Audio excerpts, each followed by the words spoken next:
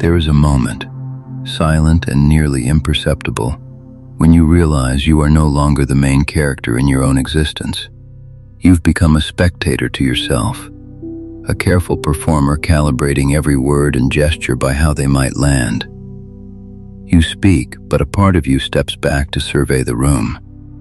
You feel, but you trim those feelings into shapes that won't disturb anyone. You still carry out all the motions of living, yet inside, something essential is waiting for a signal from the world before it dares to move. Carl Jung recognized that this quiet exhaustion, a weariness that has nothing to do with failure, is not a flaw. It is an alarm, a signal that the hour has come to turn back toward yourself. This video does not instruct you to reject the world or sever all ties. It is a guided passage from living under the weight of external eyes to reclaiming your own inner center. If the title stirred something you can't quite name, that's not chance. You may be ready for a different way of being, one where you no longer depend on outside approval to know your path is real. Stay until the end, because what you've been hunting outside might be the very thing that has been waiting inside you all along. 1. The external mirror, where alienation begins. There is a stage of life that feels entirely ordinary, yet it conceals a deep peril. It's the instant your sense of worth begins to hang on the reflections in other people's eyes. One warm compliment can lift you for days. A stretch of silence makes you restless and uneasy. A single disapproving glance can throw your entire direction into question. On the surface, existence carries on. You work, you connect, you fulfill your roles. But internally, your anchor has drifted. Your center no longer sits inside you. Carl Jung argued that the moment you start gauging your value by the external gaze, you forfeit the deepest foundation of your psychological life, not because others are malicious, but because you have handed the authority to define yourself to something entirely outside your control. From that point, your inner world is steered by collective signals, glances, reactions, social benchmarks. You stop asking, "Is this right for me?" and begin asking, "Will this be accepted?" Jung did not see the hunger for recognition as a moral blemish. He saw it as a natural marker of an incomplete stage of growth. When the self hasn't yet forged a stable inner axis, the psyche must use the external world as a mirror to know itself. Not out of weakness, but out of the absence of a solid enough inner core to validate its own existence. As Jung wrote, "Until you make the unconscious conscious, it will direct your life, and you will call it fate." Picture someone walking through a vast, unmarked forest without a compass. He must watch where the crowd moves. If everyone veers left, he veers left. If the majority halts, he halts, not because that's the right path, but because he has no other way to find direction. Jung called this living by the collective map. You don't truly know where you're going. You only know you don't want to be left behind. And that is precisely where alienation takes root. Alienation, in Jungian terms, is not about behaving immorally. It's about drifting further and further from your true self while believing you are being appropriate, fine, even successful. You choose a profession because it's prestigious. You adopt a lifestyle because it's admired. Each isolated decision appears reasonable. But over time, you begin to feel hollow, depleted, as if you're inhabiting a life that doesn't quite belong to you. This is not a breakdown, it's the first whisper of the neglected self. I once met a woman who scaled the corporate world with breathtaking speed. She was praised as brilliant and tireless, but in the rare lulls when no one needed her, when recognition fell silent, she was flooded with emptiness and anxiety. She stayed busy not out of passion, but to outrun that terrible stillness. And she constantly measured herself against peers, always feeling slower, less accomplished, insufficient. She didn't see that each comparison was a quiet denial of her own unique unfolding, a process that, as Jung emphasized, is never identical to anyone else's. Jung believed that every individual carries a distinct rhythm of psychological maturation. When you live by the external gaze, you force yourself into someone else's tempo. And when that tempo clashes with your natural development, inner conflict erupts. The fatigue, the disorientation, the sense of not living your own life. These are the consequences. Focusing on yourself, from a Jungian perspective, is not a call to selfishness. It's an invitation to return to the inner anchor you abandoned. It means stopping the habit of defining yourself through the world's eyes and starting to ask, what truly carries meaning for me, even if no one applauds it? When you begin to ask those questions, you start to step off the collective map and find your own compass.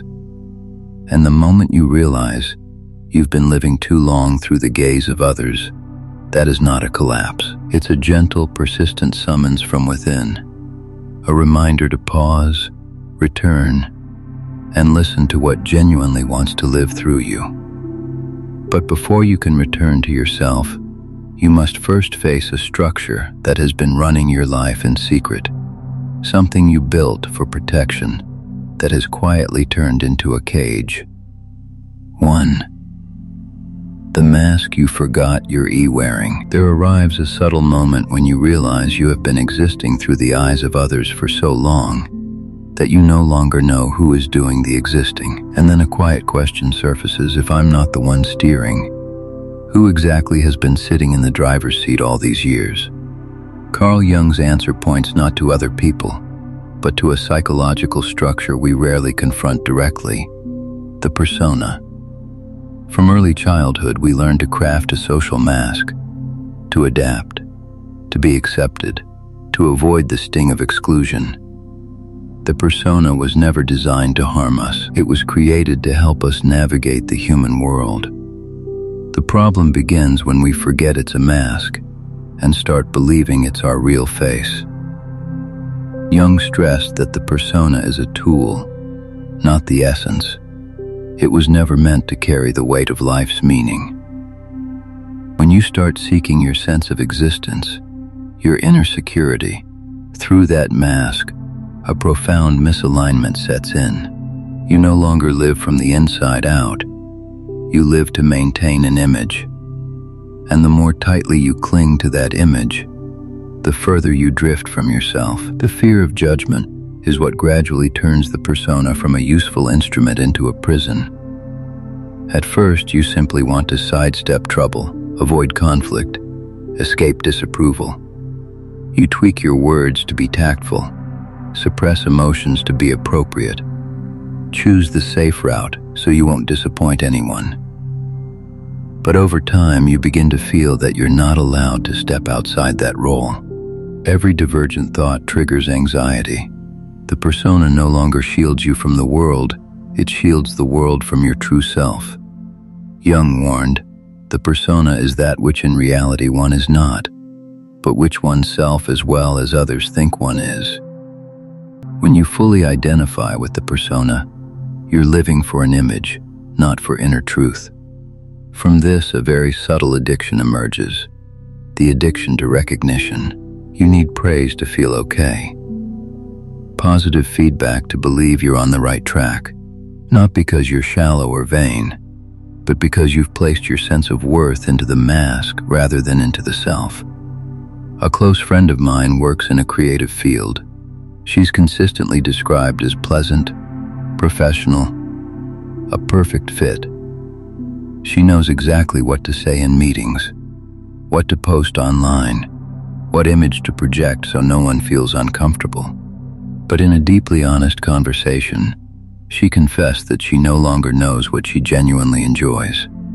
Whenever she considers doing something different, an internal committee fires up. Will people find it strange? Will they be disappointed?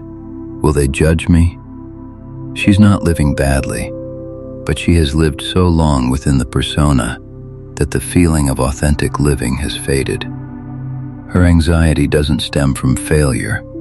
It stems from having no space left to remove the mask. Focusing on yourself in this context doesn't mean rebellion or trashing all social roles. Jung didn't advocate blind destruction. It means starting to distinguish between what is persona and what is self. It means daring to see that certain aspects of how you live exist solely to be accepted, not because they arise from inner truth. And as you begin to loosen the persona even slightly, anxiety flares up because you're leaving a long, familiar safety zone. Jung believed this anxiety isn't a sign you're going the wrong way. It's a sign you're touching something real. Every time you don't perform perfectly, every time you fail to maintain the old image, you feel unsettled. But alongside that unease, another feeling begins to grow. Lighter, more genuine, more alive. You don't need to rip off the persona all at once. What Jung suggested was not destroying all social roles, but refusing to let the mask govern your inner life. When you start focusing on yourself, you learn to listen to your own inner response before considering others' reactions, to allow small moments of not being recognized in order to preserve inner honesty. And from that gradual withdrawal of attention from the outer world, a quiet, profound rebalancing begins. If, as you're watching this, you suddenly realize you've lived very correctly but not truly lived, that might not be a coincidence. Leave a comment sharing a fragment of your story. It doesn't need to be perfect. Sometimes the act of writing it down is the first moment the mask begins to shift. But even as the mask loosens, an old reflex waits in the wings. You've stopped performing for acceptance, but your eyes still dart sideways to check how you measure up. This next part might be the hardest to unlearn.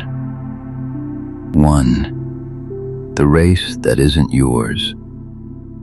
As soon as you begin to loosen the persona, an ancient reflex kicks in. You look sideways. You scan other people's lives. You notice their pace, their achievements, their milestones. And before you know it, you're deep in comparison without even realizing you stepped into a race. According to Carl Jung, this is the moment a person silently denies their own individual path to join a contest that was never meant for them. Jung insisted that no two psychological development processes are identical. Every individual carries a unique unconscious structure, a distinct rhythm of maturation. Society, however, doesn't run on that logic. It manufactures shared timelines. By a certain age, you should be successful. By a certain age, you should be stable. By a certain age, you should have arrived. When you measure your life against those milestones, you stop listening to your inner process and start forcing yourself onto a collective schedule. Jung didn't call this motivation. He called it misdirection. Comparison, from a Jungian perspective, is not simply jealousy or insecurity. It's a far deeper psychological act. You are denying your own individuation process. Individuation is the path each person must walk to become themselves, not a successful copy of someone else. But every time you look at others and conclude, I'm slower, I'm behind, I'm not enough, you unconsciously declare your own path invalid, simply because it doesn't resemble someone else's. This is a subtle form of self-betrayal. Imagine someone running in a crowded marathon. At first, he only wanted to reach his own destination. But as he hears the footsteps around him, he speeds up, changes direction, even veers off his original route just to avoid falling behind. Eventually, he collapses from exhaustion in a place that is not his destination. Comparison works exactly like that. When you live inside a race, you burn energy on speed, while what you need most is direction. In a Jungian therapy session, a man once shared that for years he felt perpetually behind his friends. They had status, wealth, stable families, while he kept changing direction, jobs, goals, entire life structures. Every reunion left him feeling like a failure, as if he'd missed some essential ingredient. But during a period of crisis when he was forced to stop, he realized he had never been lost. He had simply been walking a different path, slower by social measures, but deeper in inner terms. When he stopped comparing and started focusing on what truly mattered to him, the heaviness lifted, not because he caught up, but because he returned to his own rhythm. Jung once wrote, "The privilege of a lifetime is to become who you truly are. But you cannot become yourself if you are constantly measuring yourself against other people's lives. Comparison places you on a timeline that doesn't belong to you. It makes you misjudge necessary phases of your own life, slowing down, getting lost, even failing. Phases that for Jung are often essential to inner growth. In Greek mythology, Achilles is the greatest warrior, but he is invincible only when he follows his own destiny. When he seeks glory through others' definitions of fame, he steps outside the protection of fate and falls at his only vulnerable point. Through a Jungian lens, that's the image of a person abandoning their individual path to chase a collective image of success. And the price is always steep. Focusing on yourself at this stage doesn't mean turning your back on the world. It simply means stopping the use of other people's lives as the yardstick for your own process. It means understanding that not having arrived by society's standards doesn't signal failure. It may signal that you are being prepared for a different kind of maturity. Forgetting others, in the true Jungian sense, means forgetting their timelines. It means no longer asking, "Where am I compared to them?" and returning to the far more important question, "Am I aligned with myself?" When you start focusing on that question, the race dissolves, not because you win or lose, but because you realize you were never meant to run in it at all. And it's precisely when you step out of comparison that your individual path becomes visible, clear, and alive, just as it has always been. But what if the judgment you fear isn't actually coming from outside? What if the harshest critic is a voice you've never directly faced? 1. The invisible judge, withdrawing projection. There is a peculiar moment that arrives after you've moved beyond comparison. You're no longer chasing anyone, no longer measuring achievements, yet the fear of being judged hasn't vanished. A glance, an ambiguous comment, even a silence can still make you feel scrutinized. According to Carl Jung, this isn't a contradiction. It's a sign that you've reached a deeper layer of the journey back to yourself, the layer where projection has not yet been withdrawn. Jung believed that most obsessions with being judged by others don't originate in the external world. They come from unacknowledged parts of your own inner life. He called this projection, the unconscious act of attributing inner material to other people. When a feeling or self-image is too difficult to accept, the psyche assigns it to someone else. We believe they are thinking about us, judging us, when in reality it's the voice of our own inner shadow. Jung wrote, "Everything that irritates us about others can lead us to an understanding of ourselves." The fear of being judged operates through the same mechanism.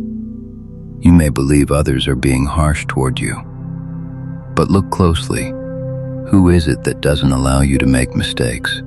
Who whispers that you're not good enough, not fast enough, not correct enough?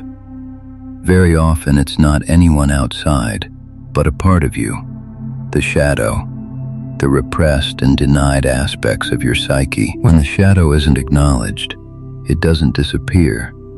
It shapes how you interpret the world. Let me tell you about David, a man who constantly felt his colleagues didn't respect him. Every question seemed loaded with doubt, every piece of feedback like criticism. But when he began to work deeply with himself, he uncovered a core belief living inside him. I am not good enough. That belief had never been spoken aloud, yet it was always present. And because he couldn't accept it as something needing healing, he unconsciously projected it outward, believing others were thinking it for him. When he started confronting his own self-doubt, something strange happened. The outside world seemed less judgmental, not because people changed, but because the projection was withdrawn. From a modern science perspective, this isn't unfamiliar. Cognitive psychology research shows that the brain interprets ambiguous information according to existing beliefs. If you carry a schema of "I am easily judged," you become hypersensitive to looks, tones, unclear signals, and the brain automatically fills in the gaps with negative interpretations. Jung described this phenomenon long before contemporary research. The world you fear often mirrors what you haven't yet dared to face within yourself. When you begin to integrate the shadow, allowing yourself to see and dialogue with the parts you once denied, a crucial shift happens. External voices lose their power, not because you become indifferent, but because you no longer need others to carry your unresolved inner conflicts. You can hear criticism without collapsing, face disagreement without feeling threatened, because you have taken responsibility for your own inner world. Focusing on yourself at this level is no longer about withdrawing from society. It's the act of reclaiming the psychological energy you've unconsciously given to the world. Each time you worry about being judged, that energy is projected outward. When you turn back and ask, "Which part of me is saying this?" you bring that energy back inside. Jung saw this as the transition from living in reaction to the world to living in dialogue with oneself.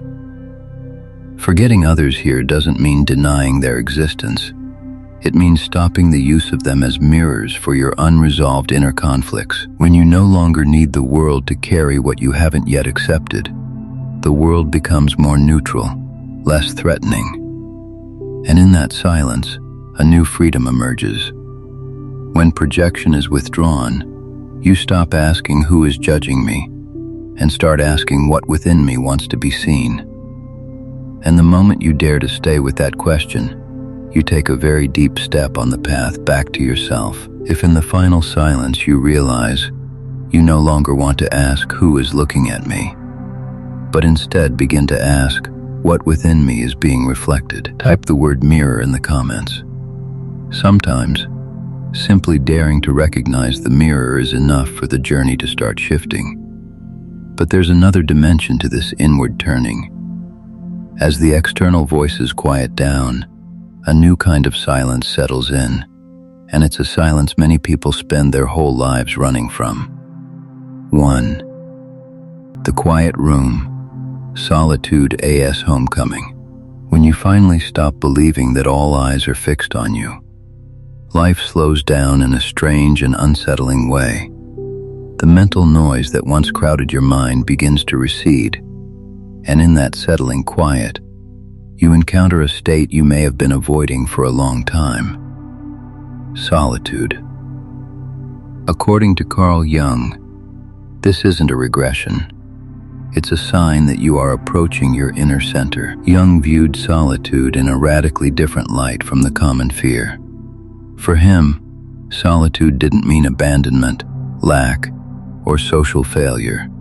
Solitude is the sacred space where the soul can finally speak without being drowned out. He wrote, "Loneliness does not come from having no people around you, but from being unable to communicate the things that seem important to you. When you've lived too long under the gaze of others, you rarely hear what is important to yourself. So withdrawing from the crowd isn't escape. It's a necessary condition for inner truth to surface." When you're constantly reacting to the opinions, expectations, and emotions of others, the self has no room to coordinate your life. You may function efficiently and integrate well, but inside there remains a quiet chamber that has never been touched. And it's precisely the fear of that quiet chamber that makes people cling to busyness and constant interaction as a way to avoid it. Imagine solitude as a still lake in the early morning.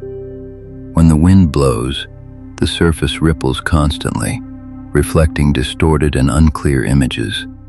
Only when the wind calms does the surface become glassy, and the image beneath begins to appear. Psychological life works the same way. When you're always surrounded by the voices of others, you only see fleeting reflections. But when you dare to be alone, no longer reacting, deeper layers of yourself begin to emerge. Silence doesn't create your true voice. It only allows that voice to be heard. A powerful example is the journey of the writer Maya Angelou during a period of self-imposed retreat. After years of public success, she deliberately withdrew, moving into a quiet space where she wrote, reflected, and confronted the inner voices that had been silenced by the demands of performance. It was in that solitude that many of her deepest insights took shape, not because she was avoiding the world, but because she was finally listening to herself. From a Jungian viewpoint, this is a classic case of solitude becoming the crucible where the self is restructured. What makes many people afraid of solitude isn't being alone itself. It's what surfaces when there's no one left to distract them. In silence, avoided questions start to appear. True desires, unnamed sadness, and inner conflicts once covered by social life begin to demand attention. Jung considered this necessary, because only when you dare to stay with these contents do you have the chance to integrate them, rather than continuing to project them outward. Focusing on yourself doesn't mean cutting off relationships or denying the world. It means temporarily withdrawing attention from others to reestablish inner order. You don't need to vanish from society, but you do need periods of silence deep enough that you're no longer pulled by comparison or judgment. When you're alone without rushing to fill the time, you give the self the opportunity to coordinate your life again. Forgetting others here doesn't make you antisocial.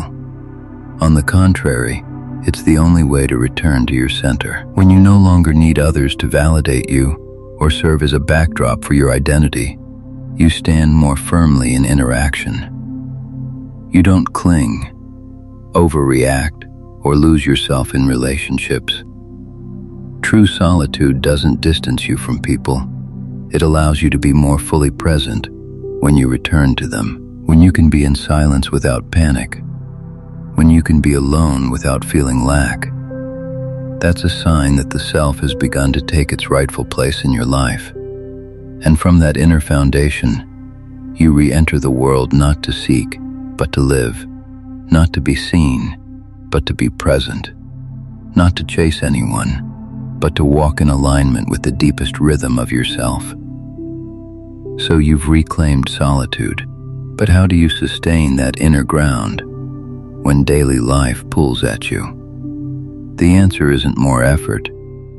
It's a different kind of discipline.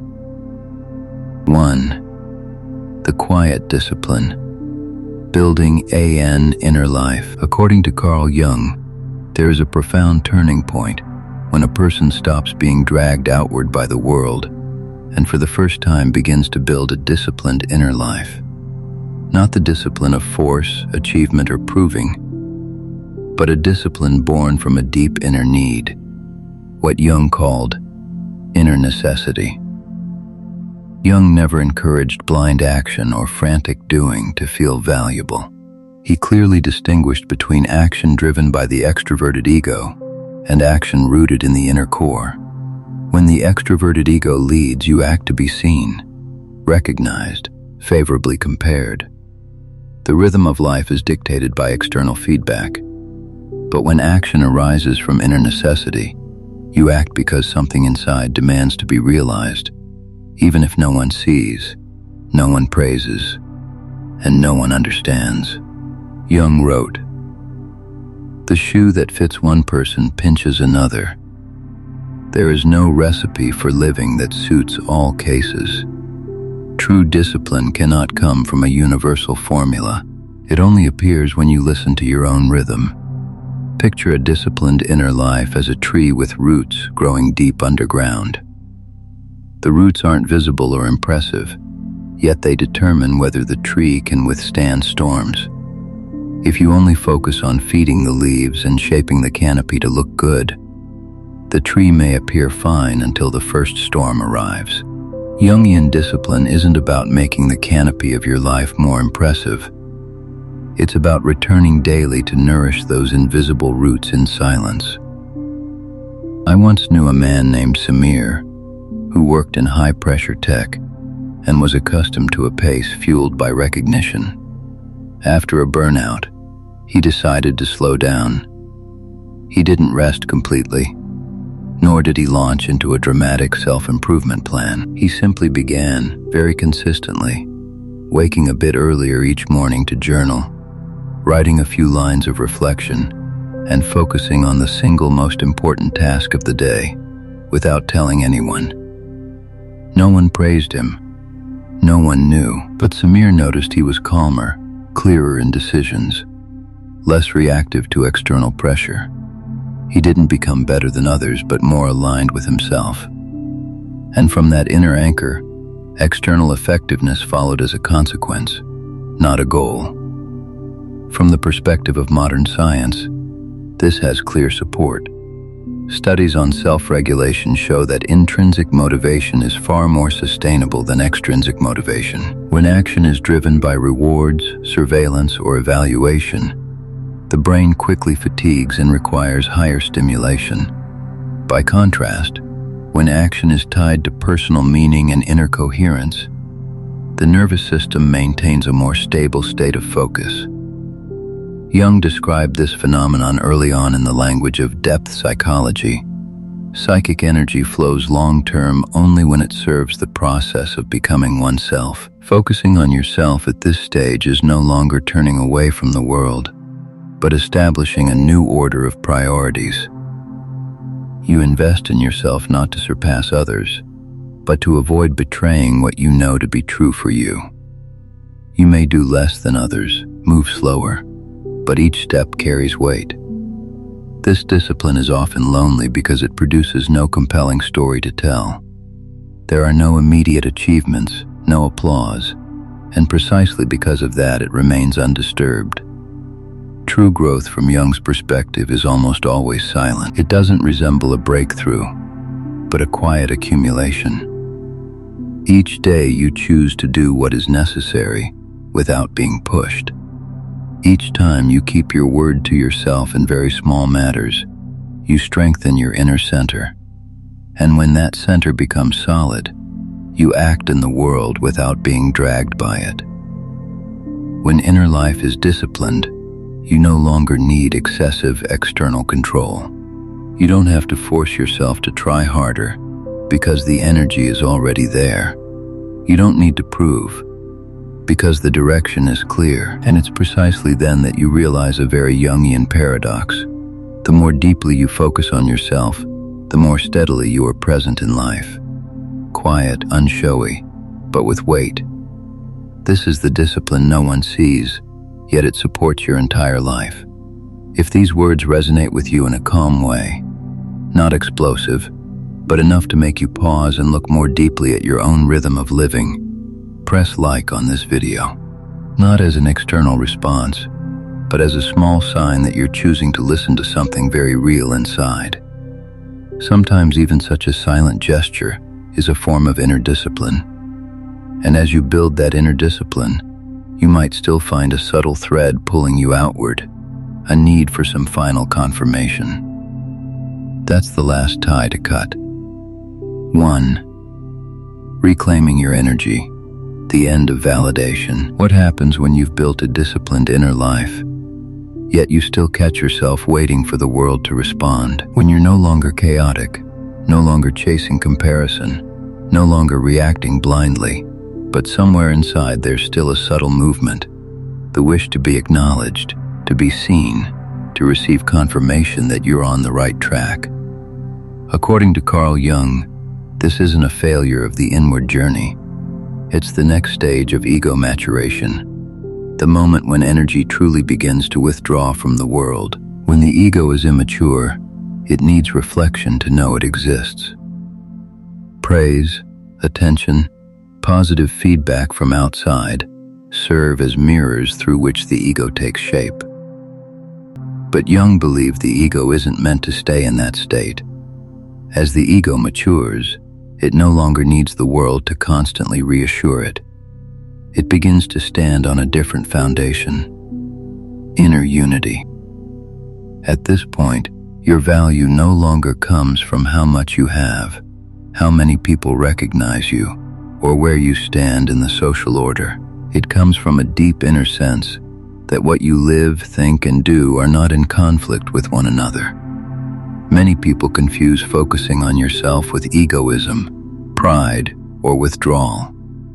But from a Jungian perspective, withdrawing energy from the world isn't turning away from others. It's stopping the use of them as a source of your sense of worth. When you still need validation, a portion of your psychic energy is still flowing outward, waiting to be returned in the form of praise or attention. As a result, your emotional life remains externally regulated, even if you appear independent on the surface. I once knew a woman named Elena who had moved beyond comparison and was no longer overly afraid of judgment. She had a solid inner life, worked steadily, didn't chase an image. But whenever she shared a personal project, she still unconsciously scanned for feedback. Not because she was weak, but because a part of her was still asking, is this good enough to be seen? When she noticed that subtle movement and stopped, not by forcing indifference but by returning to the inner feeling of the work itself, a quiet shift occurred. She no longer rose or fell with others' reactions. The work remained the same, but her emotions were lighter. She didn't lose motivation, she lost dependence. Jung wrote, "The most terrifying thing is to accept oneself completely. To fully accept yourself means you no longer need anyone else to bear witness to your value. This is frightening for an immature ego because it's accustomed to being nourished by feedback. But for an ego that has passed through sufficient experience, this becomes liberation. You no longer need to prove, because there is no part inside demanding reassurance." Imagine psychic energy as a stream of water. When you constantly seek validation, that stream flows outward, spreading everywhere. When you withdraw the energy, it doesn't disappear. It seeps into the ground, nourishing the roots. No one sees the water underground, but it determines whether the tree survives drought. Inner value is the same. It doesn't need to be displayed, but when it's deep enough, all outward action becomes stable. Emotional independence in Jungian psychology doesn't mean needing no one. It means not being shaken by whether others respond or not. When the self begins to coordinate life, your emotions no longer rise and fall with external gazes. You can receive praise without excessive excitement and criticism without collapse. Not because you're numb, but because the center of regulation has shifted from outside to inside. Focusing on yourself now is no longer an effort. It becomes a natural state. You don't need to try to forget others, because when energy has been withdrawn inward, others naturally lose their influence. You're not concerned with proving you're right, nor do you need anyone to confirm that your path is true. You know, not intellectually, but through a deep sense of inner coherence. And this is a very particular moment of psychological maturity, when you realize you're no longer living to be seen, not to be recognized, but not to betray what you know to be true. The world is still there. People are still there. but they no longer hold authority over your inner life. And in that very quiet withdrawal, a rare form of freedom appears, a freedom that doesn't need to oppose anyone or surpass anyone, because you're no longer standing on the same axis of measurement. Conclusion. When you reach this point in the journey, you may realize that focusing on yourself was never an act of rebellion, nor a cold withdrawal. It is a very quiet return, a silent shift of the center of living from outside to inside. No longer needing the world to confirm who you are, no longer needing others' gazes as proof of your value, you begin to stand on a different foundation. Inner coherence.